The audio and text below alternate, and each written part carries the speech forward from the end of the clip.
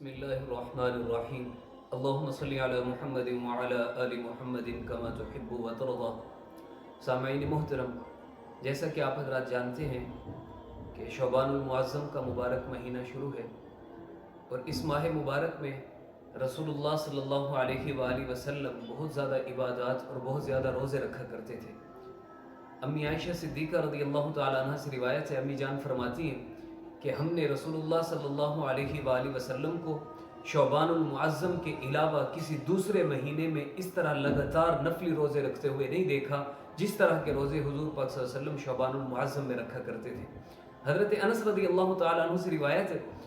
وہ فرماتے ہیں کہ ہم نے جب حضور پاک صلی اللہ علیہ وآلہ وسلم کو اس قدر روزے رکھتے ہوئے دیکھا تو ہم نے حضور سے پوچھا، یا رسول اللہ صلی اللہ علیہ وسلم، اس کی کیا وجہ ہے کہ آپ شعبان المعظم میں اس طرح لگاتار روزے رکھتے ہیں؟ تو آپ صلی اللہ علیہ وآلہ وسلم نے حضرت انس کو جواب دیا کہ ذَلِكَ شَهْرٌ تُغْفَلُ النَّاسُ عَنْهُ، یہ ایک ایسا مہینہ ہے کہ لوگ اس مہینے کی برکتوں سے، اس مہینے کی عظمتوں سے غافل ہیں۔ لوگوں کو پتہ نہیں کہ یہ کتنی عظمتوں والا، کتنے مرتبے والا اور کتنے مقام والا مہینہ ہے۔ اور آگے حدیث کے دوسرے جملے میں رسول اللہ صلی اللہ علیہ وسلم نے ارشاد فرمایا، ترفع فیہ الاعمال الی رب العالمین، کہ یہ وہ مبارک مہینہ ہے کہ اس کی ایک شب کے اندر اللہ تبارک و تعالی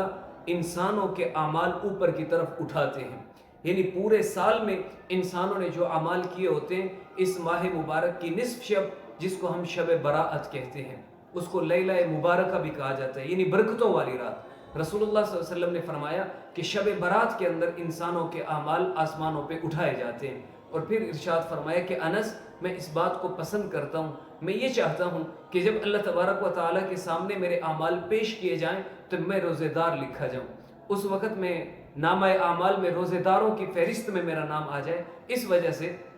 میں شعبان المعظم کے مبارک مہینے میں روزے رکھتا ہوں اور کثرت سے رکھتا ہوں۔ اور امی جان حضرت امی عائشہ صدیقہ رضی اللہ تعالی عنہ سے روایت ہے، ان سے رسول اللہ صلی اللہ علیہ وآلہ وسلم نے ایک دن پوچھا کہ عائشہ، کیا آپ کو پتہ ہے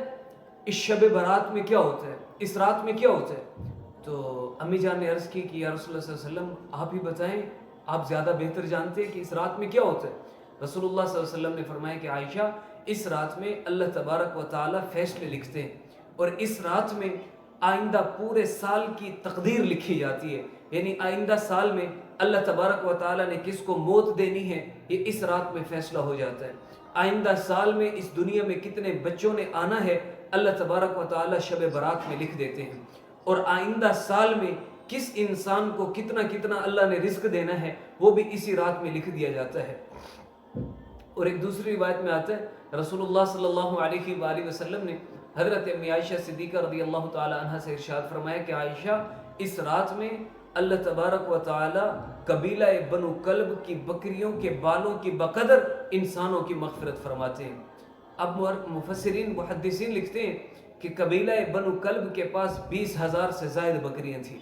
اب ایک بکری کے جسم کے اوپر کتنے بال ہوتے ہیں، انسان کی طاقت سے باہر کی بات ہے کہ بکری کے بالوں کو گنا جائے، پھر 20,000 بکریاں اگر ہوں، 20,000 بکریوں کے بالوں کو گننا یہ انسانی بساط اور انسانی طاقت سے آگے کی بات ہے۔ تو اس رات میں مقصد یہ ہے حضور صلی اللہ علیہ وسلم کے بتانے کا، بات کرنے کا، کہ اس رات کے اندر اللہ تبارک و تعالی بے تحاشا لوگوں کو، بے شمار لوگوں کو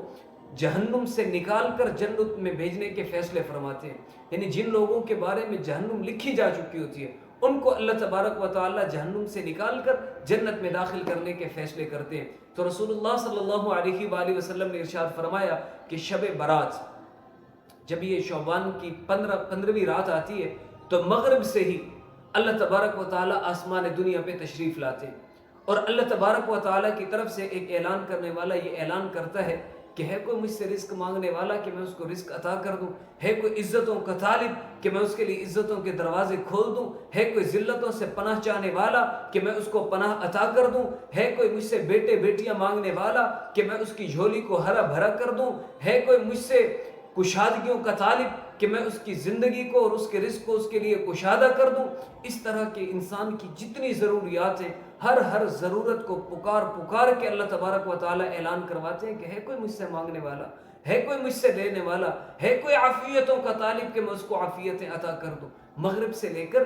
صبح صادق تک فجر کے طلوع ہونے تک اللہ تبارک و تعالیٰ کی طرف سے مسلسل یہ اعلان ہوتے رہتے ہیں.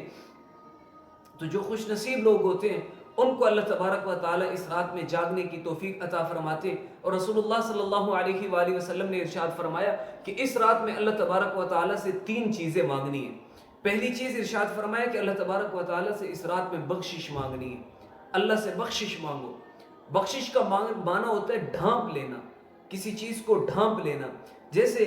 ہمارے جسم کو اللہ تبارک و تعالیٰ نے اس خوبصورت چمڑے کے ساتھ، اس جلد کے ساتھ ڈھانپ دیے ہے، یہ ڈھکا ہوا ہے اب ہمارا جسم.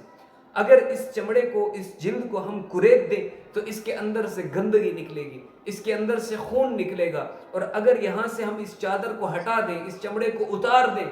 تو سوائے مکھیوں کے ہمارے قریب کوئی نہیں آئے گا. ہم کسی مہذب اور شریف محفل میں بیٹھنے کے قابل نہیں رہیں گے. یہ اللہ کا کرم ہوا کہ اللہ تبارک و تعالیٰ نے اس گندگی کو خوبصورت جلد کے ساتھ ڈھانپ دیا ہے.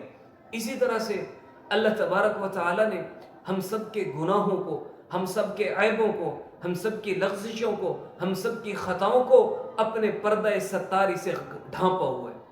اللہ تبارک و تعالیٰ نے ہم سب کے عیبوں کو چھپا رکھا ہے اپنی غفاری کا معاملہ کرتے ہوئے اور اپنی ستاری کا معاملہ کرتے ہوئے. رسول اللہ صلی اللہ علیہ وسلم نے ارشاد فرمایا کہ اس رات میں اللہ تبارک و تعالیٰ سے جو مانگنا چاہتے ہو مانگو، لیکن خاص طور پر 3 چیزیں اللہ تبارک و تعالیٰ سے لازماً مانگو.